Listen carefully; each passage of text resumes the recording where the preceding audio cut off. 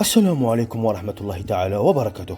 مرحبا بكم في قناة نيوز نتورك دي زاد. قبل أن نبدأ الفيديو لا تنسى أن تشترك في القناة وتضغط على زر اللايك وتفعل الجرس حتى يصلكم كل جديد. عبر الرئيس الروسي فلاديمير بوتين عن شكره للرئيس الجزائري عبد المجيد تبون على حضوره منتدى بترانسبور الاقتصادي الدولي، واصفا إياه بالزعيم في كلمة اختتامية بالمنتدى الاقتصادي العالمي بمدينة ترانسبورغ الروسية.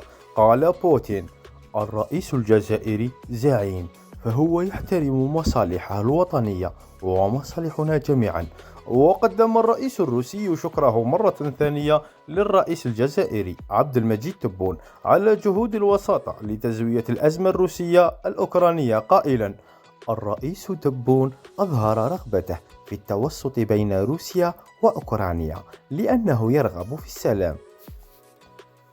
وأشار الرئيس الروسي أن موسكو تملك علاقات ودية جيدة مع الجزائر ودول إفريقيا والدول العربية.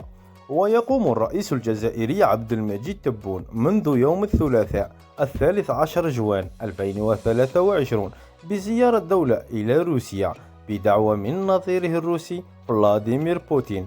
وأشرف الرئيس تبون رفقة بوتين على المنتدى الاقتصادي العالمي المنعقد بروسيا الذي يضم 130 دولة.